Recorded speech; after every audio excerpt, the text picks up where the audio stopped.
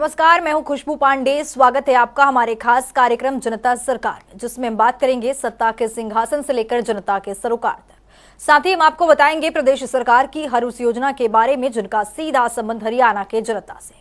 योजनाएं प्रदेश के विकास को नई गति प्रदान करेंगी और हरियाणा की जनता का चहुमुखी विकास भी करेंगी, ताकि प्रदेश की जनता तरक्की की राह पर आगे बढ़े और हरियाणा प्रदेश निरंतर उन्नति की नई ऊंचाइयों को छूता हुआ प्रगतिशील रहे। तो अगले 30 मिनट तक बने रहिए हमारे साथ और देखते रहिए जनता सरकार।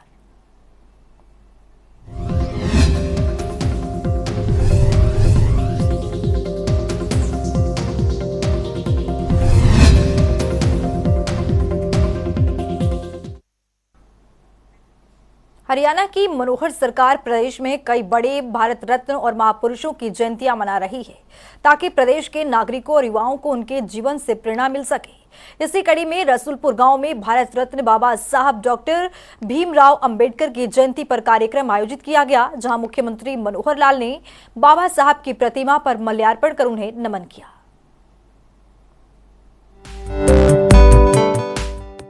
मुख्यमंत्री मनोहर लाल जनसंवाद कार्यक्रम के दौरान गांव रसूलपुर भी पहुंचे, जहां उन्होंने भारत रत्न बाबा साहब डॉक्टर भीमराव अंबेडकर की प्रतिमा पर माल्यार्पण कर उन्हें नमन किया।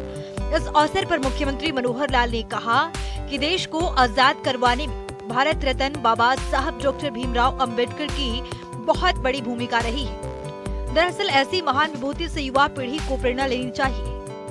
इस मौके पर मुख्यमंत्री मनोहर लाल ने कहा कि डॉक्टर अंबेडकर महान व्यक्तित्व के धनी थे और भारत के संविधान के शिल्पकार थे। हमें उनके जीवन से प्रेरणा लेनी चाहिए और पद चिन्हों पर चलना चाहिए। साथ ही देश की आजादी के बाद पूरे देश को एक सूत्र में बांधने का कार्य भी बाबा साहब ने किया है।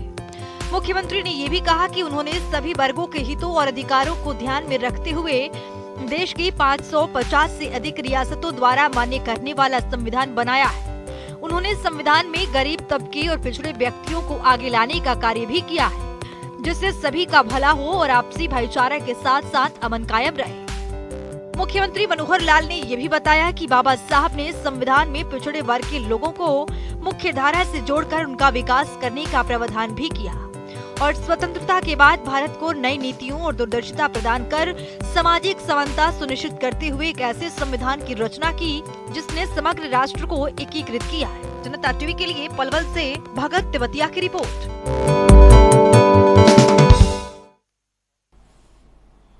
तो वहीं मुख्यमंत्री मनोहर लाल ने अंबेडकर जयंती पर ट्वीट कर भी नमन किया है। देखते हैं कि मुख्यमंत्री ने अपने ट्वीट में क्या कुछ लिखा है। मुख्यमंत्री ने अपने ट्वीट में लिखा है, हम आदि से अंत तक भारतीय हैं। भारत के संविधान के प्रमुख शिल्पकार, वंचितों और शोषितों के उत्थान के लिए आजीवन समर्पित रहने वाले भारत रत्न डॉक्टर भीमराव अंबेडकर जी को उनकी जयंती पर कोटि कोटि नमन। उनका महान व्यक्तित्व और शुद्ध विचार एवं एक विकसित देश प्रदेश की परिकल्पना में हमारा मार्ग प्रशस्त करते रहेंगे।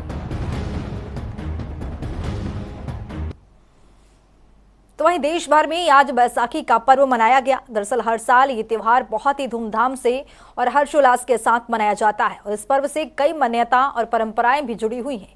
इसी कड़ी में हरियाणा के मुख्यमंत्री मनोहर लाल ने ट्वीट कर सभी देशवासियों और प्रदेशवासियों को बैसाखी की शुभकामनाएं दी। तो चलिए ट्वीट के जरिए समझते हैं। मुख्यमंत्री मनोहर लाल ने अपने ट्वीट में लिखा है, भारत की समृद्ध कृषक परंपरा और बहुआयामी संस्कृति के प्रतीक बैसाखी के पावन पर्व की समस्त देशवासियों को हार्दिक बधाई एवं शुभकामनाएं। ये पर्व आप सभी के जीवन में सुख समृद्धि एवं हर्षोल्लास लेकर आए। प्रभु से मेरी यही प्रार्थना है।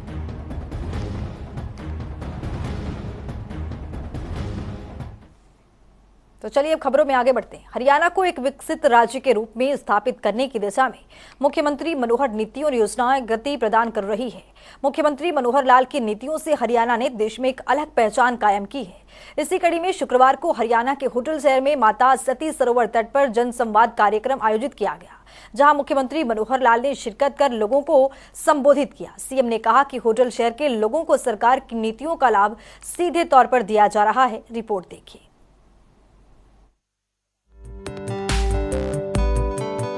हरियाणा के मुख्यमंत्री मनोहर लाल ने जिला पलवल के विभिन्न गांवों में चल रहे अपने जनसंवाद कार्यक्रम के तीसरे दिन होडल पहुंचे। वहीं कार्यक्रम के दौरान विधायक होडल जगदीश नायर सहित अन्य गणमान्य लोग ने मुख्यमंत्री मनोहर लाल का पगड़ी बांधकर स्वागत किया। इस अवसर पर मुख्यमंत्री मनोहर लाल ने कहा कि हरियाणा देश का पहला ऐसा राज्य है जो किसानों के हित में 14 फसलों की खरीद न्यूनतम समर्थन मूल्य MSP पर कर रहा है। साथ ही शेष फसलों की खरीद भावांतर भरपाई योजना से की जा रही है। मुख्यमंत्री ने कहा कि हाल ही में हुई बेमौसमी बरसात और ओलावृष्टि से प्रभावित फसलों का मुआवजा किसानों को मई महीने तक दिए जाने का विश्वास दिलाया। क्योंकि कुदरत की मार पड़ती है तो पता नहीं लगती किसी को। पहली बात तो यह है कि लोग इसका गुस्सा सरकारों पर उतारते हैं। भाई सरकारों को जिम्मेदार मानते हो क्या इस बरसात का? सरकार उसे मदद कर सकती है और मदद के नाते हमने ये सिलसिला सन 2015 में शुरू कर दिया था। 2015 में भी जब हमारी सत्ता आई थी तो ऐसी बरसात और ओला बल्कि उस बार ज्यादा था, बहुत ज्यादा था। और हमने मुआवजा जो बांटा, यानी कांग्रेस की तरह नहीं कि 2-2 रुपए के 5-5 रुपए के चेक आते थे बैंक में, लोग उसकी फोटोस्टेट दिखाया करते हमको। हमने उस समय तय किया कम से कम मुआवजा, चाहे 1 फुट खराब हुआ होगा तो भी 500 रुपए से नीचे मुआवजा नहीं देंगे। और उसके बाद 500 से नीचे मुआवजा किसी को नहीं मिला होगा। किसी को मिला हो तो बता देना मुझे, 500 से कम मिला। लेकिन 8 साल में कांग्रेस ने जितना मुआवजा दिया था वो तो हमने 2015 में उसके बराबर नहीं दिया था 21 साल में, और अब उससे 10 गुना मुआवजा हो चुका है इन 8 सालों में। उनके कुल मिला के 1000 या 1100 करोड़ थे, अभी 8800 करोड़ ये इस समय तक हम दे चुके हैं मुआवजा, और इस साल का जो जाएगा वो और जाएगा। इसके बारे में इतना ही है कि बरसात काफी लेट तक हुई है, फसलें पक गई थी, उसके बाद भी बरसात हुई है। गिरदावरी में थोड़ी कठिनाई आई थी, हमने हर एक तहसीलदार को ऑथराइज कर दिया था कि अपने साथ कुछ लोग लगा ले और जाके फटाफट कटने से पहले गिरदावरी करा ले। अब सारी गिरदावरी हो चुकी है, इसके बाद तो उनका मिलान चल रहा है। मिलान होते ही मई के महीने में जिसका जो पैसा बढ़ता है सबको मिल जाए। जनसंवाद कार्यक्रम में मुख्यमंत्री मनोहर लाल ने कहा कि सरकार हर सुख दुख में आमजन के साथ खड़ी है और आधारभूत ढांचागत विकास के साथ आमजन को परिवार पहचान पत्र के जरिए सरकारी सेवाओं का लाभ लोगों को प्रदान किया जा रहा है। साथ ही होडल शहर के लोगों को सरकार की नीतियों का लाभ सीधे तौर पर दिया जा रहा है।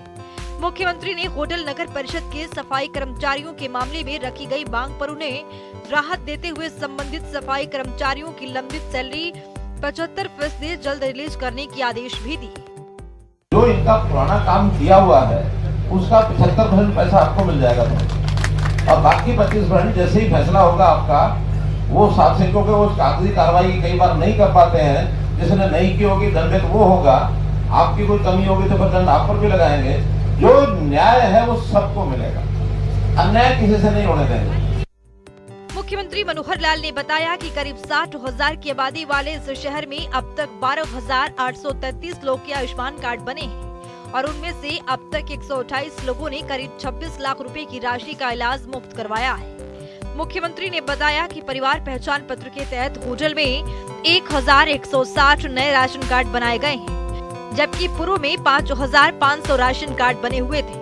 साथ ही सरकार की ओर से अब 60 साल में से अधिक आयु वाले होने पर अपने ही बुजुर्ग की पेंशन बन रही है, जिसके तहत होडल में अब तक 44 बुजुर्गों की पेंशन अपने आप ही बन गई है।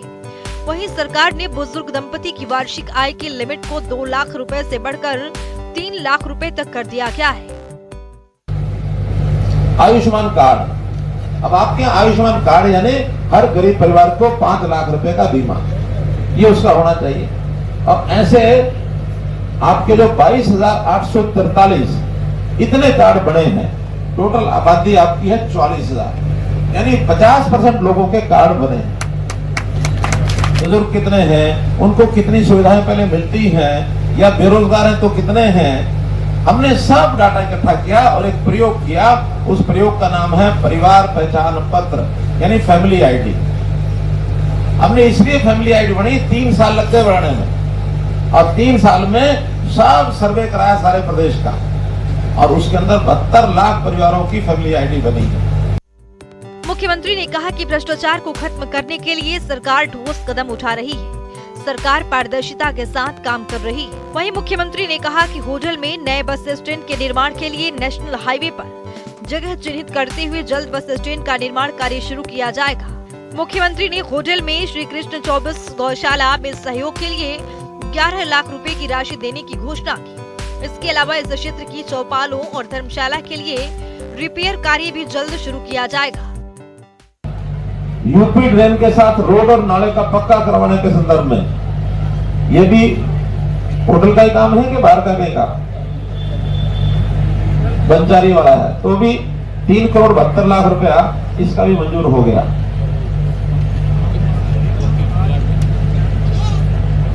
इस इलाके के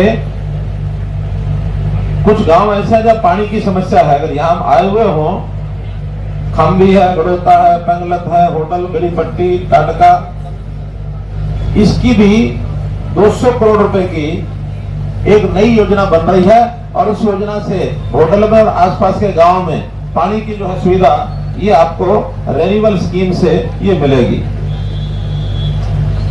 शहर की जो पानी की पाइपलाइन है, बहुत साल हो गए हैं, कई जगह पर ये टूट चुकी है। अमृत 2 में इसका एस्टीमेट 15 करोड़ रुपए का तैयार करके होटल कुनाना रोड से नीम का, ये इधर ये क्या, इसके भी 4 करोड़ 65 लाख रुपया ये मंजूर हो गए हैं।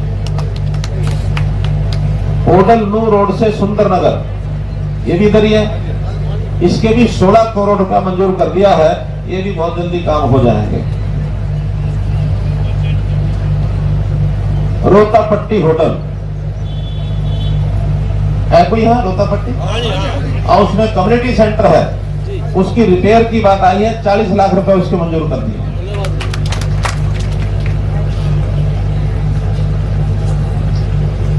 महारानी किशोरी कॉलेज होटल से बक्सुआ पट्टी होटल, इसमें 1 किलोमीटर की एक सड़क है, उसको दोबारा बनाना है, 65 लाख रुपए इसके मंजूर है। सरोद कॉलोनी का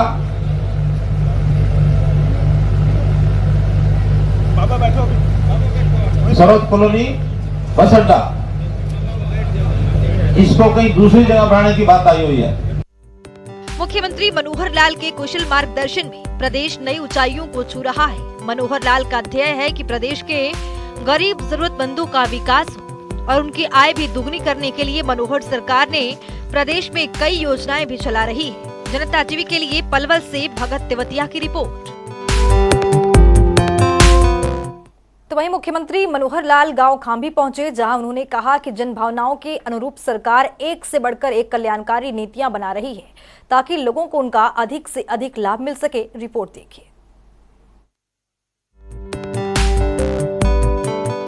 मुख्यमंत्री मनोहर लाल ने शुक्रवार को पलवल जिला के गांव खांभे स्थित राम मंदिर पार्क में जनसंवाद कार्यक्रम में ग्रामीणों से रूबरू हुए। उन्होंने कहा कि जन भावनाओं के अनुरूप सरकार एक से बढ़कर एक कल्याणकारी नीति बना रही है ताकि लोगों को उनका अधिक से अधिक लाभ मिल सके। पूरा हरियाणा मेरा परिवार है। आपकी शिकायत कागज पर लिखे कुछ शब्दों में नहीं बल्कि एक जरूरत है और इसे सरकार गंभीरता से लेकर समाधान करेगी।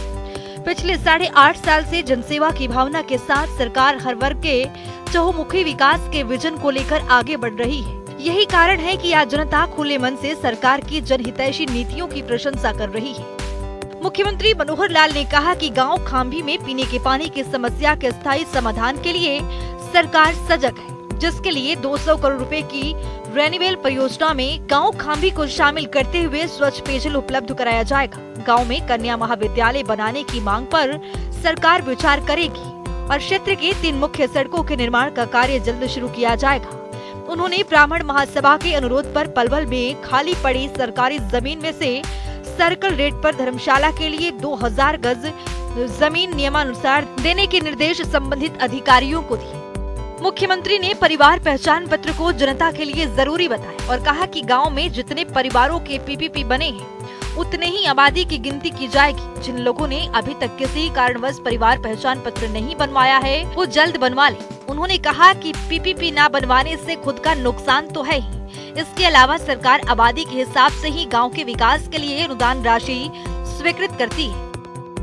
हरियाणा भूमि सुधार एवं विकास निगम के चेयरमैन एवं होडल के विधायक जगदीश नायर ने मुख्यमंत्री मनोहर लाल का स्वागत करते हुए गांव की अनेक मांगे रखी, जिनमें अधिकांश मांगों को मुख्यमंत्री ने पूरा करने का आश्वासन भी दिया। नायर ने मुख्यमंत्री को बताया कि गांव खाम्भी के विकास पर 17 करोड़ 12 लाख रुपए की राशि से अनेक विकास कार्य करवाए जा रहे हैं। जनसंवाद के बीच मुख्यमंत्री ने एक युवक हेमंत की पुलिस वेरिफिकेशन के नाम पर रिश्वत लेने की बात बताने पर कड़ा संज्ञान लिया।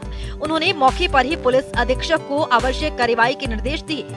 मुख्यमंत्री ने कहा कि भ्रष्टाचार को जड़ से समाप्त करने के लिए सरकार प्रभावी रूप से काम कर रही है। उन्होंने जनता से आह्वान किया है कि वे रिश्वत लेने वाले की सूचना उन तक पहुंचाएं, ताकि दोषियों के खिलाफ कड़ी से कड़ी कार्रवाई की जा सके। इस अवसर पर मुख्यमंत्री के ओएसडी जवाहर यादव, मुख्यमंत्री के मीडिया सलाहकार अमित आर्य सहित अन्य गणमान्य उपस्थित थे। जनता टीवी के लिए पलवल से भगत तेवतिया की रिपोर्ट।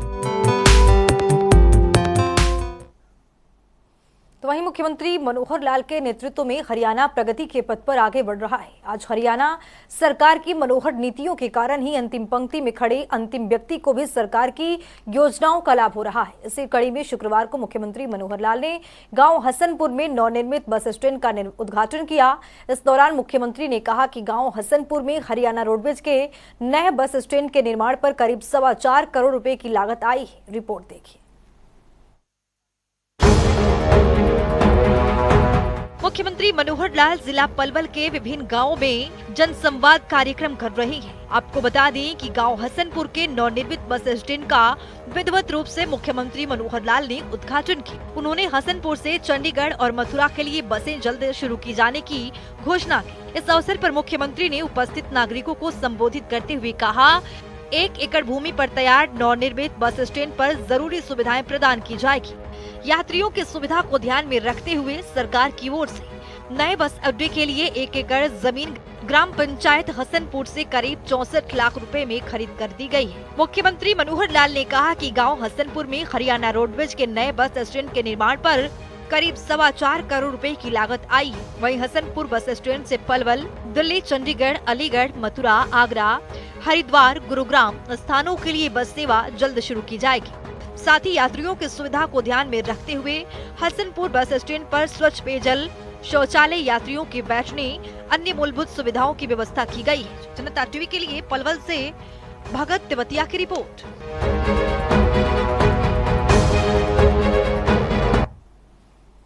तो वहीं मुख्यमंत्री मनोहर लाल चांदहट गांव में अपने जनसंवाद कार्यक्रम के दौरान महिला सशक्तिकरण पर जोर दिया। मुख्यमंत्री मनोहर लाल ने ग्रामीणों से कहा कि आज महिला शक्ति आगे आकर राजनीति में भी लोगों की सेवा कर रही है। गांव में महिलाओं का सरपंच होना इस बात का प्रमाण है कि महिलाओं का समाज के हर क्षेत्र में योगदान बढ़ रहा है। रिपोर्ट देखिए।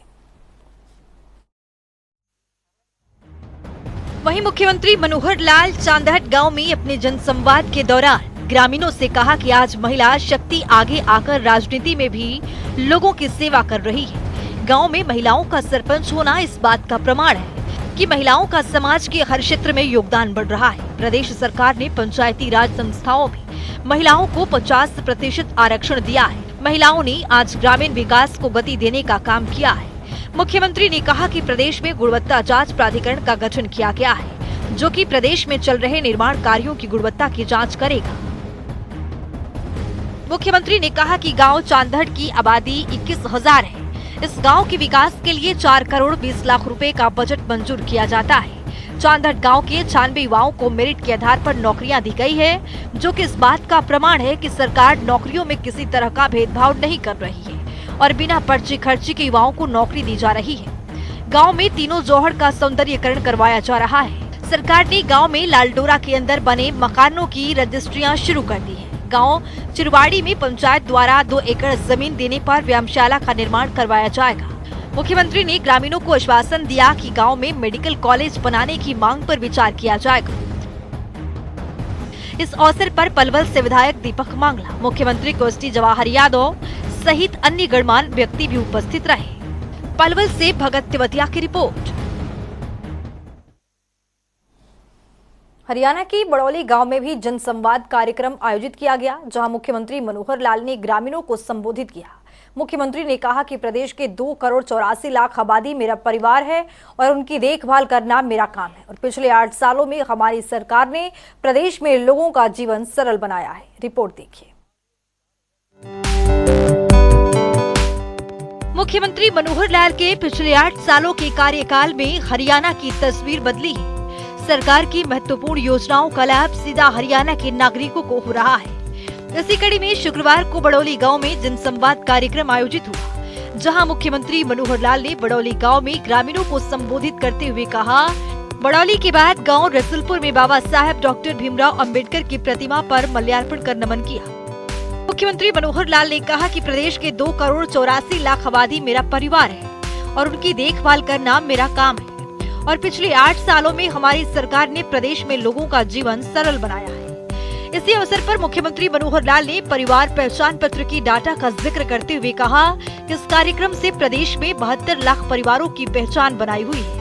इन परिवारों के 2 करोड़ 84 लाख सदस्यों में 3100 बुजुर्ग ऐसे मिले जो अकेले अपना जीवन यापन कर रहे हैं। उनको संभालने का काम अब हरियाणा सरकार करेगी, जिसके तहत उनके लिए आश्रम बनाए जाएंगे और उनकी देखभाल का सारा खर्च सरकार वहन करेगी। इसी तरह प्रदेश में 6 से 18 वर्ष आयु के 48 लाख बच्चों की पहचान की गई, जिनमें करीब 2.25 लाख ऐसे बच्चे भी मिले जिनका पंजीकरण मदरसों, गुरुकुल या गैर मान्यता प्राप्त स्कूलों में मिला। इन बच्चों को अगले वर्ष शिक्षा की मुख्य धारा से जोड़ा जाएगा।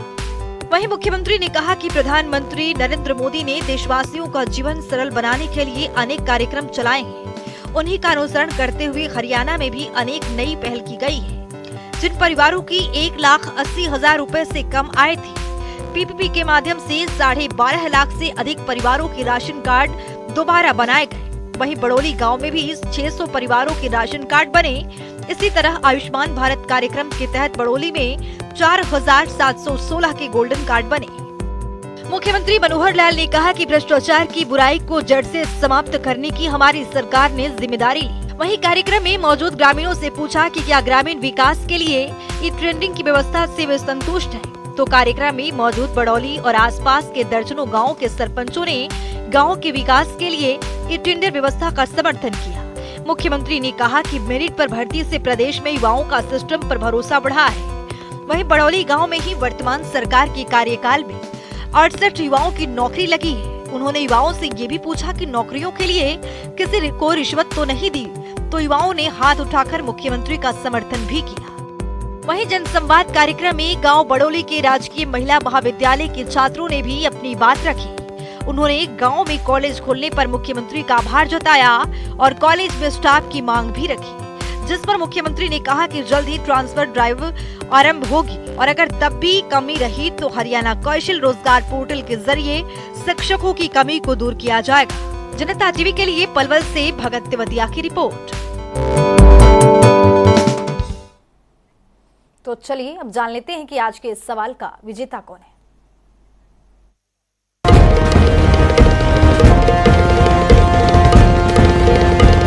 तो बात अब आज के विजेता की। जैसा कि आप जानते हैं, हर रोज एक नया सवाल पूछते हैं, सही जवाब देने वाले के नाम और तस्वीर अपने टेलीविजन स्क्रीन पर दिखाते हैं, साथ ही उसका उपहार भी देते हैं। तो चलिए अब जान लेते हैं कि कल का हमारा सवाल क्या था और कौन है इसका विजेता। कल का हमारा सवाल था, अग्निपथ योजना की शुरुआत किसके द्वारा की गई थी। इसका सही जवाब है ए, केंद्र सरकार द्वारा। तो वहीं आपको बता दें कि ढेरों जवाब आए, लेकिन आज के हमारे विजेता हैं गुरुग्राम से हर्षित यादव। हर्षित, आपको बहुत बहुत बधाई। तो फिर पूछेंगे आज का सवाल, देखते रहिए जनता टीवी।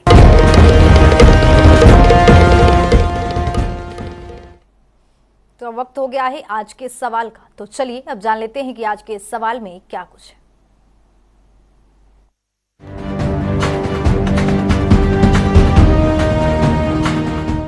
हर रोज की तरह हाजिर हूं आज का सवाल लेकर। जैसा कि आप जानते हैं, हर रोज एक नया सवाल पूछते हैं और सही जवाब देने वाले के नाम और तस्वीर अपने टेलीविजन स्क्रीन पर दिखाते हैं, साथ ही उसको उपहार भी देते हैं। तो चलिए अब नजर डालते हैं आज के सवाल पर। हरियाणा की मनोहर सरकार ने हरियाणा अंत्योदय परिवार उत्थान योजना का शुभारंभ कब किया था। ए 28 नवंबर 2021, बी 26 नवंबर 2022, सी 12 नवंबर 2020, डी 16 अगस्त 2021। तो दीजिए सही जवाब और बनिए विजेता।